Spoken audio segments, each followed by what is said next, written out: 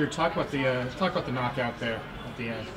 I just went out there and was just trying to have fun. Unfortunately, I kicked him in the cup, but no, I saw the opportunity when I hit him with a nice punch and just bit on my mouthpiece and started throwing. Does that kind of take you out of the moment when you have to take that break for the low blow? It was unfortunate that I caused that damage to my opponent, but no, it was actually gave me the ability to kind of calm down a bit. I just went in with the first 30 seconds with the kind of like not anxiety but kind of pressure, and then I was able to calm down after that.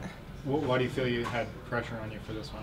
You always have pressure going into a UFC fight. You got another man trying to punch you in the face in front of millions of people, so it's kind of hard to forget that. There was a few fights that fell off of this. You ended up fighting maybe a little bit earlier than you thought you were going to. I don't know if that's the case or not, but did that affect you at all when you're sitting in the back? Actually, they wanted me on a fight pass, and I got pushed up to cable television, Fox Sports 1, and I love the prestige of fighting on cable television, and all my friends and family who don't have internet or don't have the fight pass get to watch me fight, so it's fantastic. Do you feel now after some weird incidents before your fights or during your fights that you're kind of past that and on a bit of a roll now? I like to consider myself an exciting fighter, and unfortunately I'm also exciting, outside the ring and the shenanigans. So maybe it'll continue, maybe not, but I'm also excited to ride the wave and, roll with the punches. Would you say this is your best performance in the UFC so far? I'll have to watch tape. I'm probably gonna, find mistakes, but with that kind of win on my record, I feel really good about it. But on to bigger and better things. I'm not ranked yet, so let's try to get that.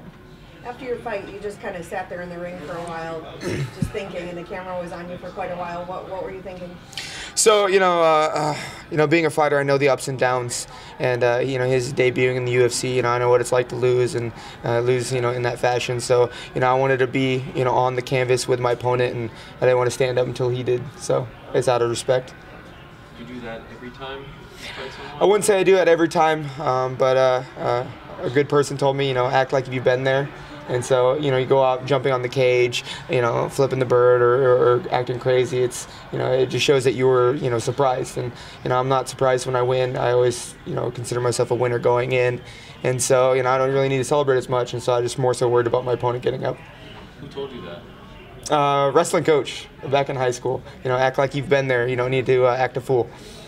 What's it like for the family with your brother-in-law fighting last week and you fighting this week, and his sister, your wife, is here? I mean, like, for you guys to fight so close, what's that like for your family? Is that more stressful? I say, my poor wife, unfortunately she had to stress out with, brother-in-law fighting, and then this weekend with me fighting, and then bless her heart, yesterday was her birthday. Oh, wow. It was the anniversary of her 29th birthday, and so she got to take care of me as I was cutting the weight. Wow. So. That's an angel right there. I'm a lucky one. Did she go to Nick's fight as well? She couldn't go to the fight. She's currently residing in Denver, Colorado with me, okay. And Nick was fighting in Hamburg. But we would absolutely love it. But unfortunately, she was sticking with me through my camp. And the fact that he won, and then you're up next week, like, does that give you a little extra? All right, now I have to keep it going too. No, it's not any extra pressure. I feel like Nick and I are on separate sides of the world as far as he wins. I'm very proud for him. I want to see great things, but it doesn't really reflect on my performance. Who'd you like to fight next? Anyone and everyone. I love exciting fights. So give me an exciting fighter, somebody that will bite their mouthpiece and throw, and hopefully getting fight of the night.